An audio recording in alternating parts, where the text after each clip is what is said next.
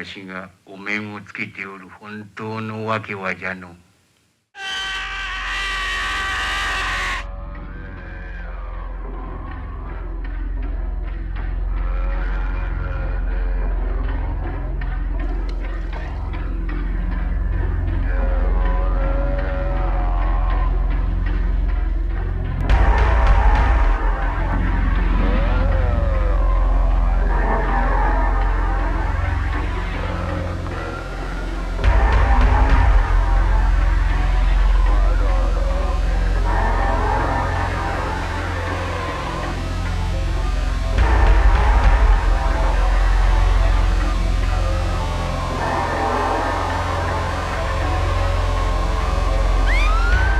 So I've really been meaning to do a proper video for Oni Baba for a while now, but it seems like every October I just get sidetracked with many other projects.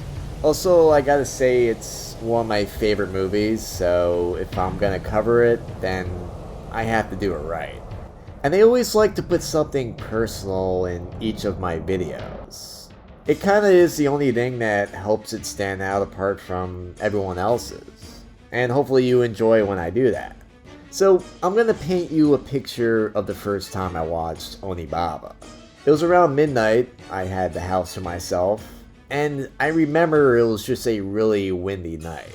You know, just picture the sound of branches and shutters just banging against the house. And at one point I had to go outside, I think it was to let the dog out. And I just remember gazing at the blowing tall grass and bamboo right by the house and just picturing that Hanya mask in there just staring at me. So it was definitely the picture-perfect time to watch a film like this. And this was actually a movie that I kind of found by mistake. It came up as a recommendation on IMDb and I just saw that iconic Hanya mask. And I was just so fascinated by it. You know, I've seen the mask before, but to see it like this in a horror movie, it just seemed too good to be true. And just the way the mask itself is constructed is pretty genius, because just depending on whatever angle you're looking at it from, the expression actually changes. And it gives the illusion that the mask is actually moving and looking at you. In the hands of a gifted shite, a mask that appears to have no expression can express all human emotions and personalities. And the mask itself was created for no theater. And it's supposed to be a woman that's become consumed by hatred for men. Oni Baba means demon woman. Some women are said to be so possessive in love, so envious, or so insanely jealous that they literally transform into demons called Hanya with a glare of lethal malevolence. Love knows no fury like a woman spurned. So like I said, all I needed to be sold on this film was just a screenshot of that mask. And when I watched this one, I watched it as a feature with a few other films. And I just remember this was the one I walked away with remembering the most. And to this day, I never forgot it. And just the images of this film and the concepts, it would remain in my mind forever after that. Almost becoming obsessed with it. You know, I don't know really what it was about this film. I just love the dark, unsettling atmosphere. Just the endless fields of tall grass that could just be hiding any number of secrets in it. It really just had a surreal, dreamlike effect. And no other film has ever recaptured that. And also the characters just living in this natural, primitive world. And I like too how it's just set in this one location. I find that movies or even episodes that take place in just one setting, those tend to be the most powerful. And us as the audience are just watching this film, and throughout the events, we become familiar with the setting just as the characters in the film are. And also just add in the fact that it takes place during this chaotic time in Japan's past. You know, you really want to escape from reality, this is the best setting for that. It feels like we're miles away from reality. But it also reminds us just how dark things can get, and how they used to be. Yet, there's also this familiar beauty to it all. You know, just living in nature, getting our supplies from our surroundings. It's really simplicity at its finest. Even the music itself brings these emotions of just being primitive.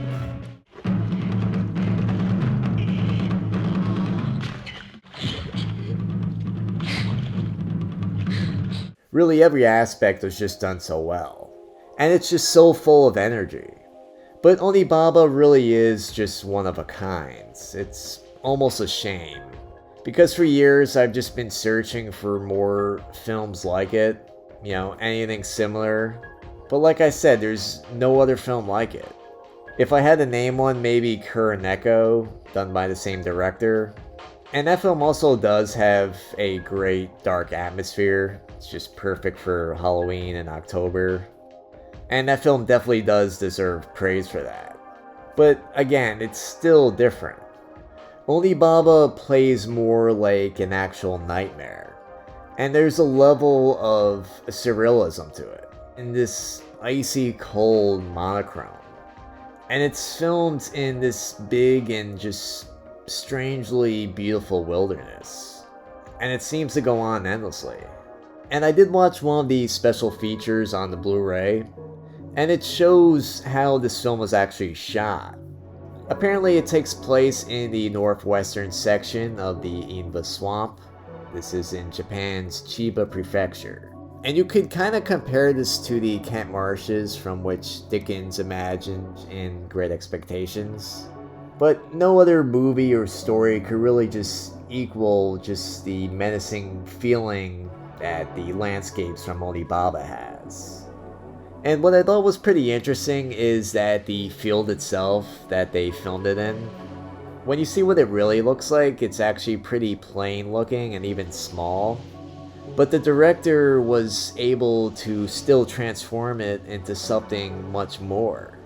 And that's really just the imagination and skill of a great director.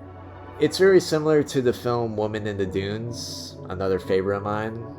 And Hiroshi Teshigahara in that was just able to make sands look menacing. You know, that's not easy. And I'm sure that there wasn't actually a sandpit like that, but he sure as hell made it look real. And it felt like you were in one. Again, Oni Baba really just stretched my imagination to its limits. It really is hard to explain, but I have this unique picture in my head for this movie. I picture this world where people run around wild and free, detached from the rest of society. And it's just people, it's nature, and it's the unknown. This is something we've completely just lost in modern society.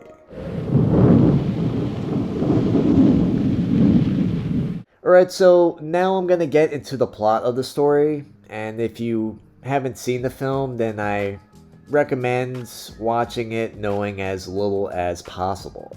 But if you're still on the fence, just know that this is a sexually charged nightmare, and it's all set in feudal Japan. And just going back to that first topic, I actually never noticed just how much sex was in this. Not until my most recent viewing. And I'll say that too with Woman in the Dunes. I guess that's what the audience wanted back then, because a lot of Japanese films at that time seemed to have that. And if I can give some advice for the guys, don't watch this with your wife. I made that mistake and she thought I was trying to get her to watch something sleazy. I blame Hachi for this. But I'm gonna argue that this film isn't really meant to be sleazy. Instead, it's actually more on the classy side. There is sex scenes, but they aren't graphic. But still, there is lots of nudity. That could be awkward. So, I'm gonna say this isn't a family-friendly film. Instead, I recommend watching it alone. Watch it on a dark, windy night. Preferably at midnight. And afterwards, just step outside and just stare at the tall grass. And in it, you may find someone hiding. Perhaps even wearing the frightening, legendary Hanya mask.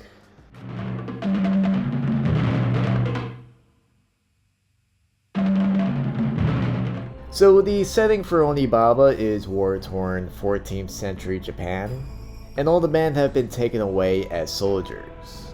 And we follow these two women who are left alone to fend for themselves, and they live in a swampland. There's an older woman and her daughter-in-law, and they survive by murdering and scavenging from deserting samurai. And their technique is they creep up in the tall grass, and they ambush these samurai deserters or simply soldiers who are lost. They kill them, strip the bodies of armor and valuables, and then they sell it at the local fence. And then afterwards they dump the corpses down a pit, the bottom of which is now becoming a grotesque tomb. And actually this was something that probably happened back then. Especially in the Sengoku time period. This was a very war-torn and just chaotic period in Japan. And there was just many wars and bloodshed and famine. Really, the only way for some peasants to survive was just by scavenging. And it's even briefly mentioned in Seven Samurai. But with Oni Baba, it shows what war can do to people. How it could just turn them into animals or even more so demons. And you'll notice that no character in the story is actually good.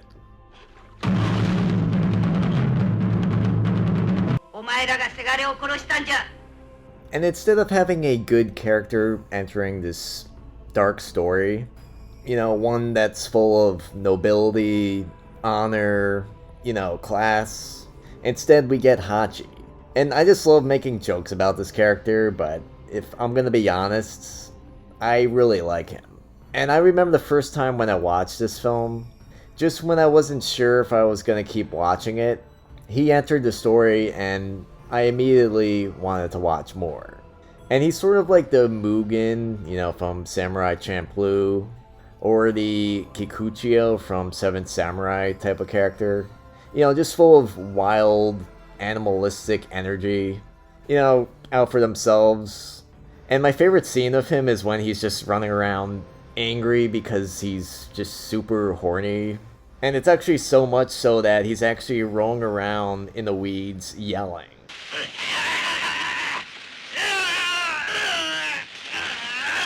And I'll just love to see more movies with this actor. He seems really good. But his character is really the main catalyst which drives the rest of the narrative. He used to live in the village of the other two women, which now appears to be destroyed, and he went to war with his friend Kichi. And Kichi is the younger woman's husband and the older woman's son. And he reveals that they both fled the army, but that Kichi was killed by the villagers. Ironically, it sounds like he was killed in the same fashion that the two women have been killing. So that's kind of interesting. And both Hachi's appearance and his story about how he got there triggers this sort of explosive mixture of erotic tension and suspicion in the two women. And he clearly just wants the younger woman. That makes sense. And Kichi's widow now wakes up to the fact that she's been without a man for years and that her husband may really be dead.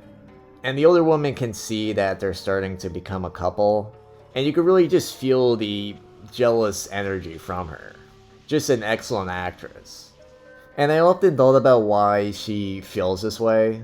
And it could be too because she needs a younger woman to just continuing her robbing and murdering game. That's really her only way of surviving.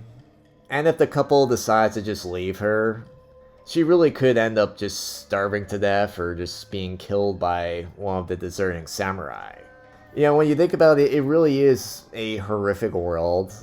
Because you're forced to survive by doing the most horrible things to other humans. It's either become a demon or get killed by one.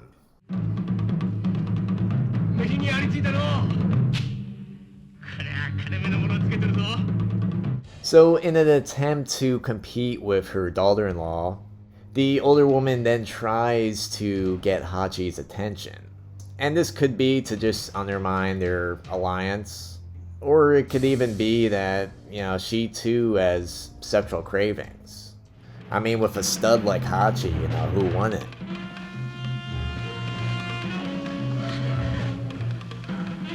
And I looked up the actress who plays the older woman, and she's really not that old. She was 39 when they were filming this, whereas the younger actress is 19 years old.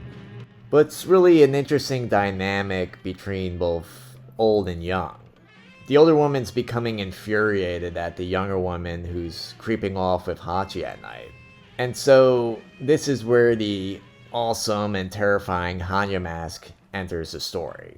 And it really does so in a very interesting way. Alright, so this is where I get into the spoilers.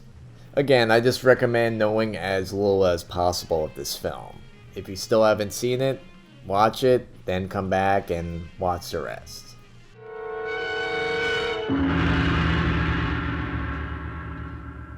First of all, the older woman gets this mask by killing a mysterious samurai that was wearing it.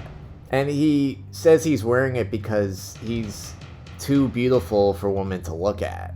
But when she tricks him into falling into the pit, she takes off his mask and he's actually hideous underneath. And I always wondered why this was. You know, was he just wearing it because he was hideous? Or did the mask have some kind of curse? Or even was he simply just a demon? But I really like the creepy mystery of just this samurai entering the story. And it's great too how it all happens at night. It really is just the perfect atmosphere. It's almost like something out of a storybook. So what the older woman now does with the mask is she wears it in a way to create fear in the younger girl. And it really is a similar concept to a lot of 80s slasher movies. You know, her favorites like, you know, Jason, Michael. You know, where this mask just signifies this great evil and fear. And you may think those slasher movies are really shallow and there's not really much to them, but something really similar is happening in those films. The slasher kills teenagers that are sinning. And it's interesting when you really dig deep into this concept. You know, perhaps these movies were made to just teach the younger generation about just the dangers of sexual wild behavior.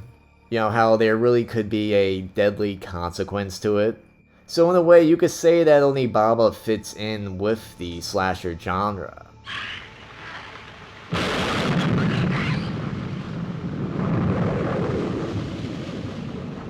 So at the end of the film, the older woman is wearing the mask during a rainstorm. And it seems like the water makes the mask stick to her face. So when she removes it, it rips off her face with it. And this gives her actual face the appearance of a demon. And this could also be viewed in a few ways. Either it's supernatural judgment placed on this older woman for trying to play the role of gods or higher beings. Or it could simply be that when the mask is wet, it sticks to the wearer's face. And again, what makes this mask so mysterious is we don't really know anything about the man who wore it. And then there's a scene where Hachi runs back to his hut, and then there's a samurai there and he stabs him. And I always was kind of confused at his death. It seemed very abrupt. I used to think that he was killed by the samurai who had the Hanya mask. You know, maybe he rose from the dead and killed him for being a sinner. But it appears to just be some random defective samurai that happened to be there at the same time he was. In other words, his death was random. Which in a way could also just be a supernatural judgment. 何の益になる。 But if you look into it, the director for Oni Baba took his story from a Shin Buddhist parable. And this was one that he heard as a child. And the story goes that an older woman is furious with her daughter-in-law. And this is for continually neglecting household chores to go off to the temple and pray. So the older woman hides in the bushes along the path. And when the younger woman comes along, the older woman jumps out wearing a demon mask. And this terrifies her. Buddha then punishes the old woman for her dishonesty, and he makes the mask stick to the old woman's face. The woman tries to remove it, but she can't get it off. Eventually she prays to Buddha to let her remove it, and Buddha mercifully agrees. But with Oni Baba, something much different happens, and there is no mercy.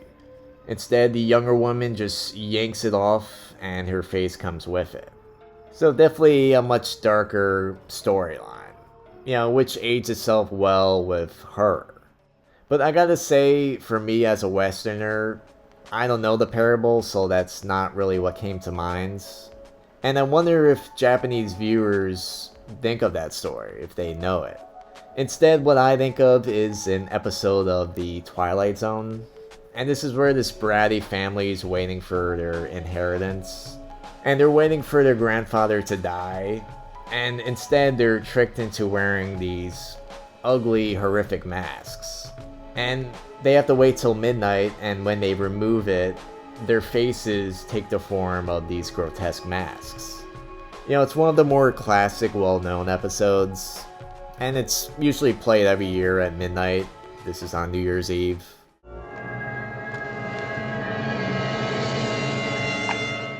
Anyway, there's just so many ways to look at this brilliant film. I find that after every viewing of Oni Baba, I just come up with something different, a different explanation to its true meaning. It really is a deep, endless film. And that's a true indication of what a great film it really is. And it's perhaps why it's so memorable for me. Anyway, guys, thanks so much for watching. Do you guys also like Oni Baba? And if so, what do you like about it? And is there any other films like it? I've been searching for years for a similar film but never found one.